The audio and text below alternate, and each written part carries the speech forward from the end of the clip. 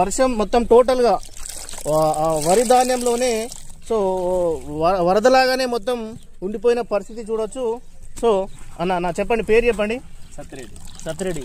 So మీరు ఎంత వేసారు, పొలం ఎంత వేసారు, అసలు ఎట్లా అయింది? మొత్తం వర్షానికి మొత్తం టోటల్గా నానిపోయినట్టుంది కదా? 4 ఎకరాలు వేసినాం, 8 ట్రాక్టర్లు మొత్తం నానిపోయినాయి.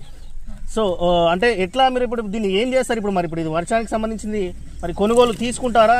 కేంద్రాల రైతు కేంద్రం ఇప్పుడు మన ఉన్నాయి కదా ఐకేపీ కేంద్రాలు అన్నట్టు, మళ్ళీ ఇప్పుడు అన్ని పక్కకు వచ్చి మళ్ళీ ఆరబెట్టిన తర్వాత మళ్ళీ కేంద్రానికి మ్యాచ్ రాసిన తర్వాత వాళ్ళు తీసుకుంటారు. అంటే రేటుకు సంబంధించి ఇంకేమన్నా మామూలు వాళ్ళు దానికి ఏమి ఇష్యూ ఏముండదు.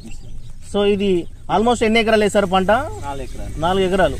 సో 4 ఎకరాలు పంట వేసారు. చూడొచ్చు మనం, పాపం వాళ్ళు వర్షంలోనే తడుచుకుంటూ ఈ వరి ధాన్యాల్ని మొత్తం వాటర్ని తీసేస్తున్నారు. మనం చూడొచ్చు ఇక్కడ టోటల్గా 4 ఎకరాలు 8 ట్రాక్టర్లు వెళ్ళిందని అంటారు. ఒకసారి మొత్తం అక్కడ విజువల్స్